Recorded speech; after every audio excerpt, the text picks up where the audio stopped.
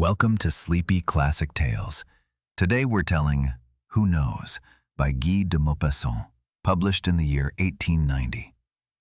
The man himself recounts what befell him, a story about a house full of furniture, an incomprehensible night, and the question of whether one can trust one's own eyes. Make yourself comfortable, breathe calmly, and let yourself be carried into a bright moonlit night in which it all began.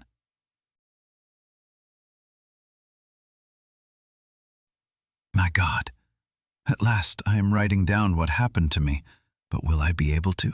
Will I dare? It is so strange, so inexplicable, so incomprehensible, so mad. Were I not entirely sure of my case, had I not seen it all with my own eyes, with a clear mind, without the slightest doubt, I would have to take myself for a dreamer fooled by phantoms.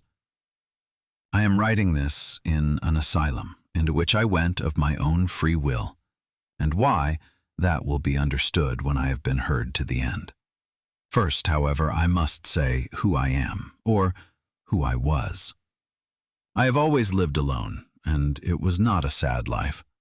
There are people who need other people as they need the air to breathe, who dread the evening when no one sits with them. I belong to the others. People tire me. After an hour of company, after a supper with friends, after a conversation that refreshes others, I am exhausted and empty, and a dull craving grows in me to go away and be still. That is why I never married. That is why I lived alone, outside the gates of Rouen, in a house with a large garden set back from the road. And what their family is to others, my things were to me. People smile at that, I know. But I loved my house as one loves a living being.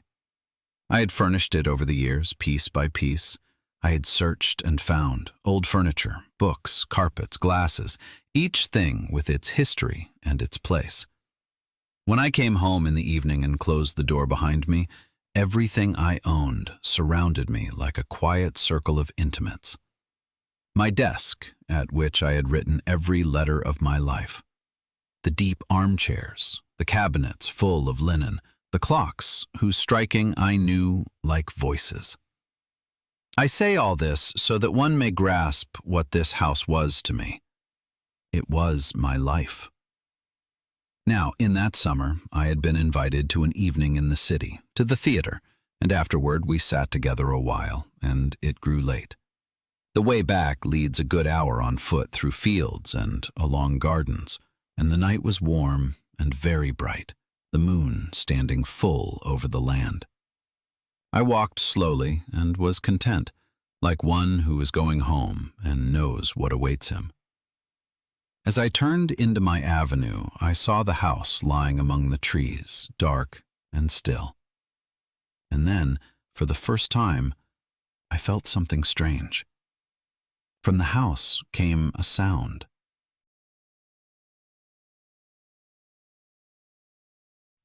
I stopped and listened.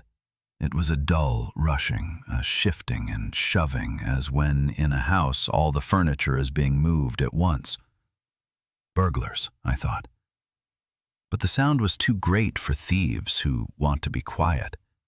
It sounded as if a whole army were at work in there, as if floors were being scoured and cabinets rolled about. And meanwhile the house lay completely dark. No light behind the shutters. Nothing.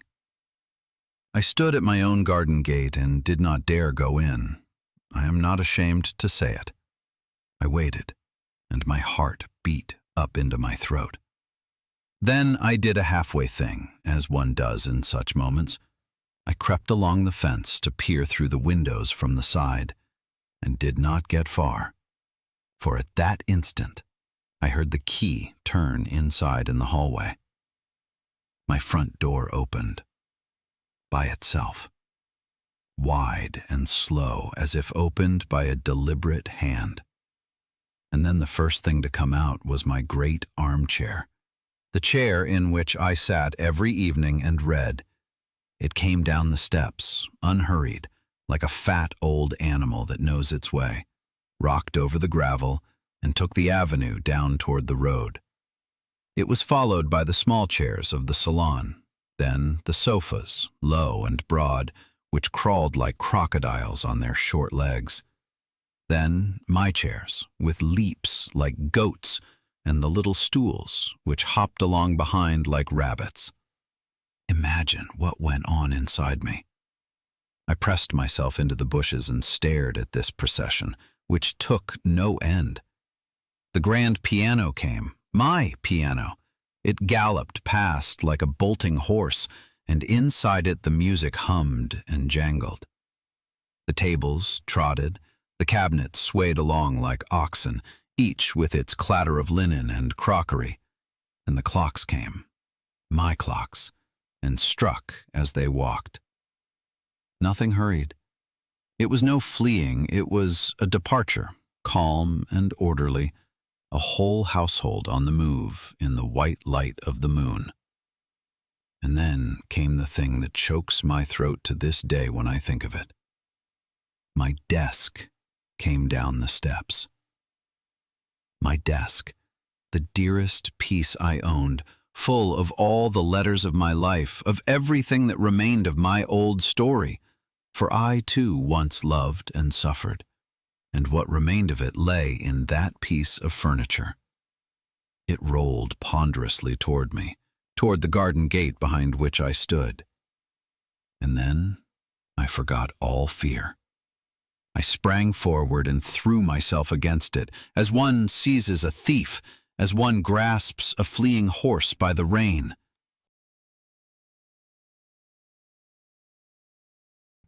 But it could not be stopped. The desk knocked me over the way a man shakes off a sleeve. I fell into the gravel, and it passed over me without pausing, and behind it came the others. I lay on my back, and over me went all my possessions. The chairs leaped over my legs, the little tables ran across my body, a stool stepped onto my chest and sprang away. It hardly hurt, and that was the most dreadful thing about it. They took no notice of me. I was nothing to them, an obstacle in the way, a stone in the avenue.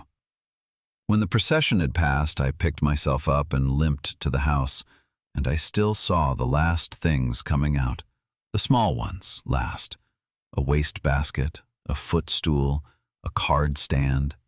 They tripped down the steps and hurried after the big ones, like children who do not want to lose their place. Then the avenue was empty. The moonlight lay on the gravel, and from afar, from the road, the rushing and shifting and clattering faded, grew softer and softer, and was gone. I stood before my house. The door was open, and inside it was still. I went in, and my steps echoed. The rooms were empty, completely empty. Not a chair, not a picture, not a curtain, not even a nail in the wall. Only the bare floors, on which the moonlight fell through the empty windows, and my steps, which sounded as in a strange vault. I went from room to room, and in each I stood still and could not comprehend it. The salon, in which only that morning everything had had its place, the dining room, the library whose walls were bare, all the books gone, save for the dust that showed their outlines on the shelves, and even the shelves loosened themselves as I looked from the wall and glided past me out the door, the last stragglers. And then, I no longer know how long I had stood there.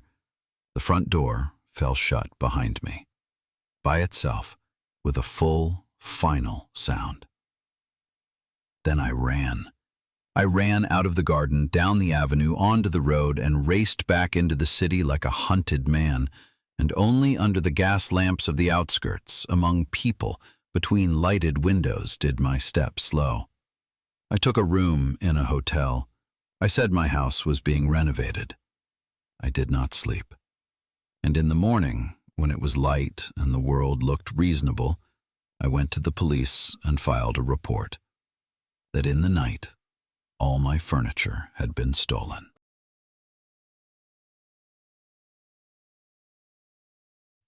The commissioner, a friendly man with tired eyes, took it all down. A whole household, he said, in one night. That was a great deal of work. Wagons must have driven, many wagons, that would leave traces. They would look into it. We drove out together, and I stood by while his men searched the garden, the avenue, the soft earth of the flower beds. There were no traces. No wheel had pressed in, no heel, nothing. The gravel lay smooth as the gardener had raked it, and only in one spot, there where I had fallen, were the prints of a single man. The commissioner looked at me, longer than necessary, and I held his gaze and lied. I had known since morning that I would have to lie.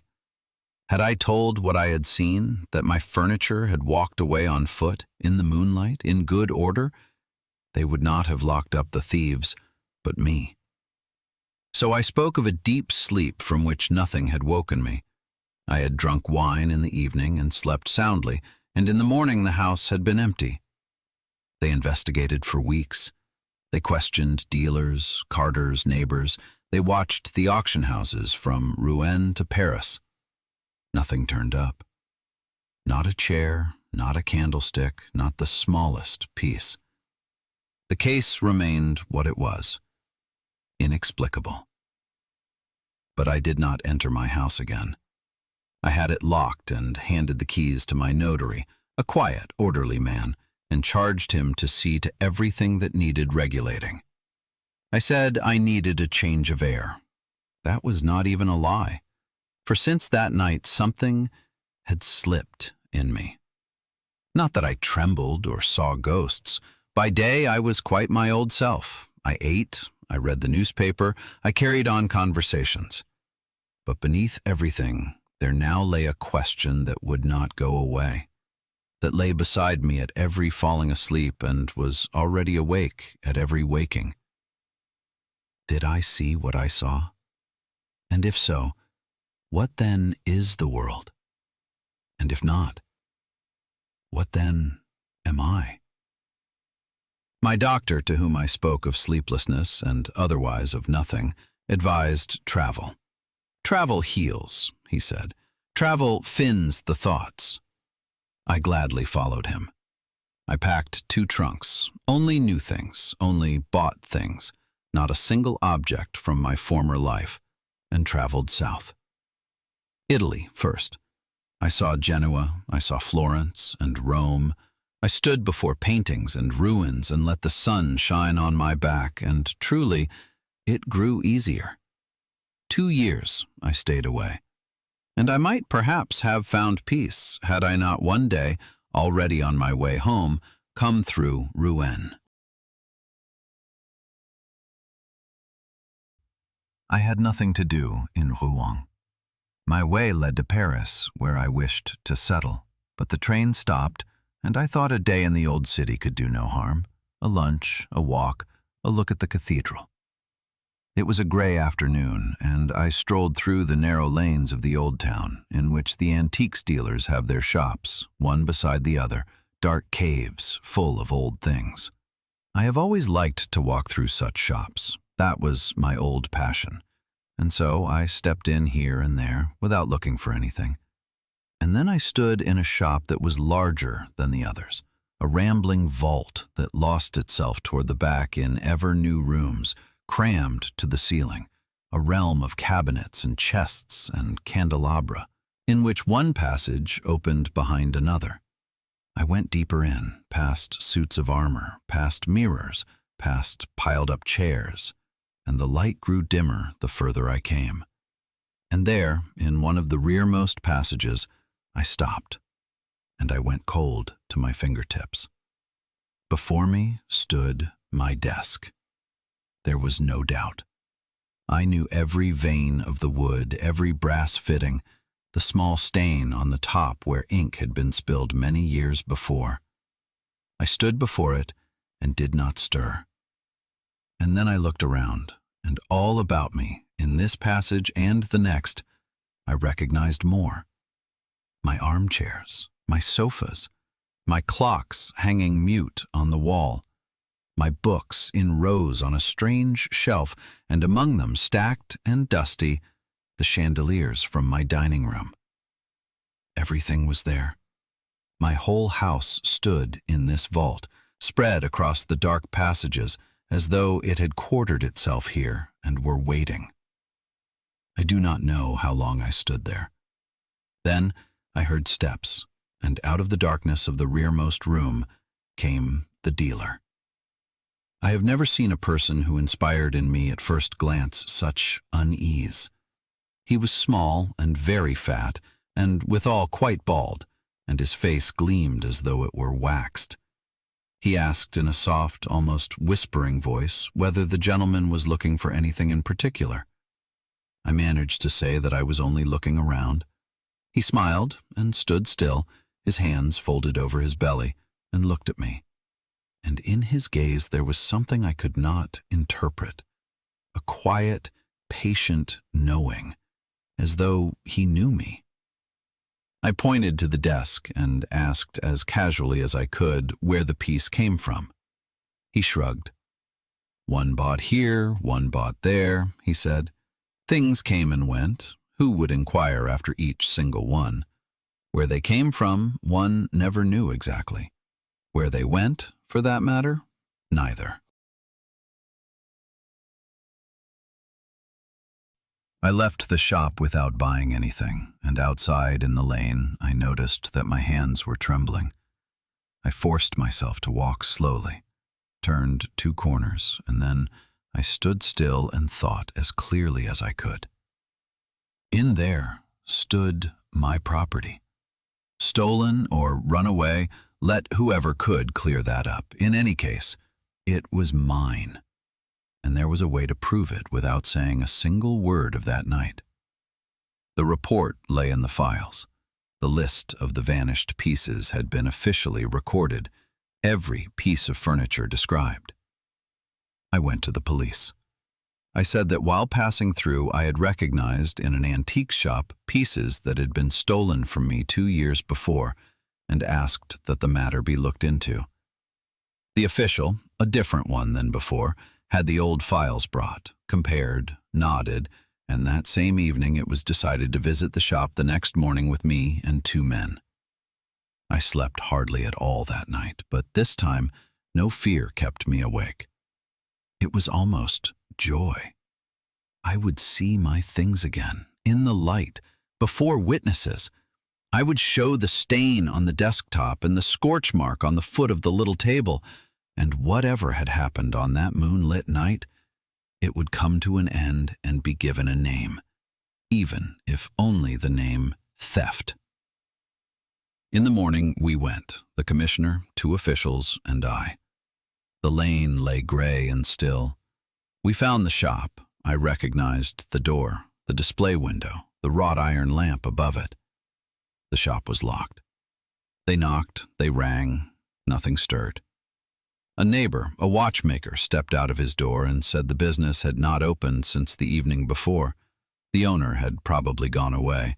That happened with him. He bought all over the country, after all. The commissioner had a locksmith fetched, and the door was opened, and we went in. The vault was there. The passages were there. The suits of armor, the mirrors, the mountains of chairs and chests and candelabra. Everything stood as I had seen it the day before. Only one thing was missing. My furniture was gone. No desk, no armchairs, no clocks, not a single book from my library. Where the day before half my life had stood, other things now stood. Strange things, packed close together, and nowhere was there a gap, nowhere an empty space that might have betrayed that here, overnight, a whole household had been moved. The officials searched all the rooms to the last corner.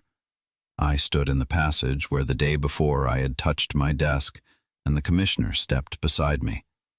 And I saw in his face what he was thinking.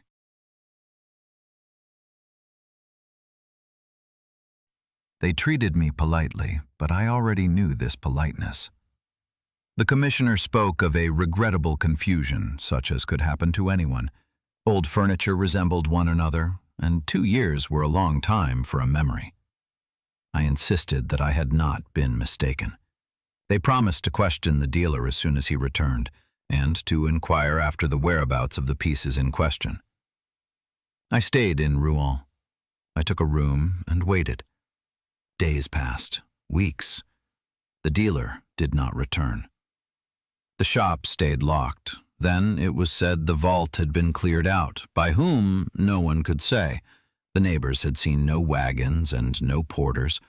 One morning, it had simply been empty. The man himself remained vanished, as though the earth had swallowed him and everything he had owned. The police wrote their reports and filed them with the old ones. For them, I was now definitively an eccentric with a delusion. And perhaps they would have been proved right. Perhaps I myself would, in the end, have believed I had been deceived. That would have been a way out, a comfortable, merciful way out. But then came the letter. It came on a Tuesday, I still remember exactly. A letter from my notary, written in his calm, orderly clerk's hand, and I read it 3 times before I understood. He begged most respectfully to inform me, he wrote, that during the past night something strange had occurred in my house. The gardener, who kept the keys, had found the shutters of the salon open in the morning and had looked in. The house was full. All the furniture stood again in its place, each piece where it had stood 2 years before. The desk in the study, the clocks on the walls, the books in their shelves. Down to the smallest bench, everything had returned. And my instructions were now awaited. I sat with this letter at the window of my hotel room and laughed. I laughed loudly and alone. And then I stopped laughing, for I understood what this letter meant. It was no ending. It was a continuation.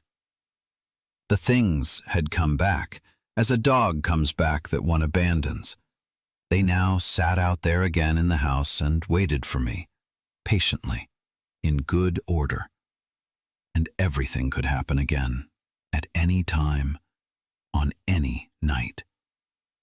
And the dealer had been somewhere with them, and was still somewhere, that bald, gleaming, whispering man. And between him and my things and me, there was a bond that I did not see and could not grasp, and that could no longer be loosened. I did not go home.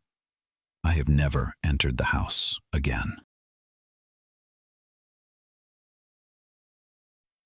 I wrote to the notary that he should have the house kept as it was, pay everything, settle everything, but report nothing more of it to me, not another word under any circumstances. Then I considered where I should go, and while I considered, I understood that there was no more where. The world had become too uncertain to me. I had seen something that ought not to exist, and it had not let itself be refuted. It had come again. It had confirmed itself, officially, by a letter with a stamp and a signature. What had once happened could happen again, everywhere, in every house, in every room in which I slept. I was not afraid of ghosts, not of thieves, not of death.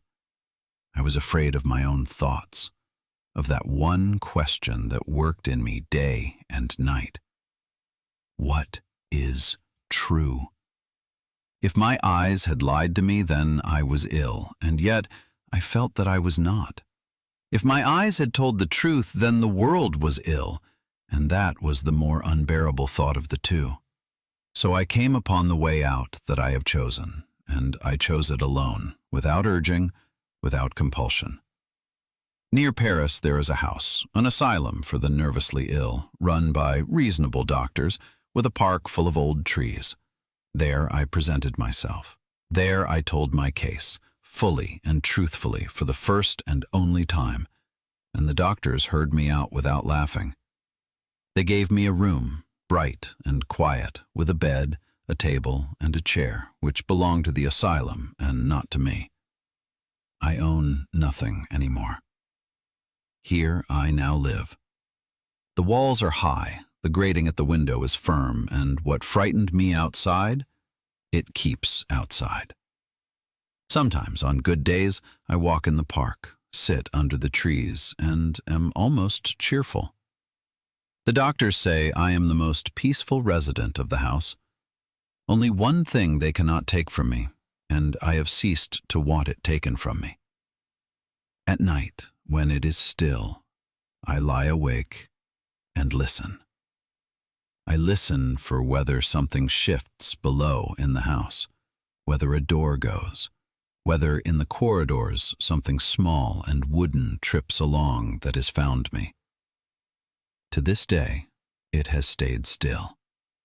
But whether it will stay still, whether I am safe here, whether anyone anywhere is safe, since I know what I know, who knows? That was our short retelling of Who Knows by Guy de Maupassant. A man loses the ground beneath his feet in a single night, and what remains to him is a question to which no one has an answer.